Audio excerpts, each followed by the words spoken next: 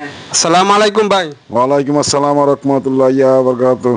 আপনাকে একটা দাদা বলছি, দাদার উত্তর দিবেন আশা করি।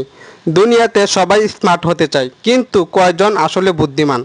আজকে একটা প্রশ্নের উত্তর করছি, যদি উত্তর দিতে পারেন তাহলে আপনি পাবেন মুতালেব ভাইয়ের পক্ষ থেকে স্পেশাল পুরস্কার। ভাই, এমন কি জিনিস গাছে জন্মায় না তবু কেটে খাওয়া হয়? আপনাকে 5 মিনিট সময় দেওয়া হলো।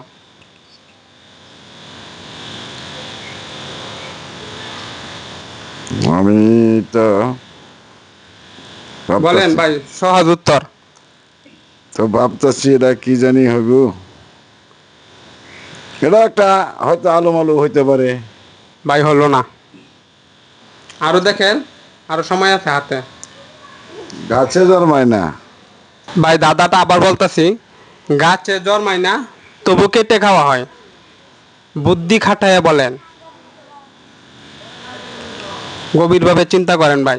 এরম তো আছে, মনে করুন দইও তো কেটে কেটে খাওয়া হয়, এটা তো গাছে জন্মায় না। হলো না ভাই, আরো সময় আছে, বলেন বলেন। এটা তো ভাই তাহলে আরো বাবা লাগবো। আচ্ছা ভাই বসেন, বসে বসে বাবা লাগবো, বসে বাবা লাগবো, মা বসে বাবা লাগবো, আমার বসে বাবা লাগবো, আমার বসে বাবা লাগবো। হ্যাঁ, চিন্তা করেন, গভীরভাবে চিন্তা করেন ভাই। দাদাটা আবার বলতাছি, এমন কি জিনিস গাছে জন্মায় না তবু কেটে খাওয়া হয়? চিনলে দড়ি, না চিনলে বাত টান্দার খড়ি ভাই। না ভাই, আমি আমার মাথা আর বেনে কাজ করছে না আমার, আমি আর বলতে পারলাম না। হ্যাঁ, তাহলে কি ভাই আপনি বলতে পারবেন না?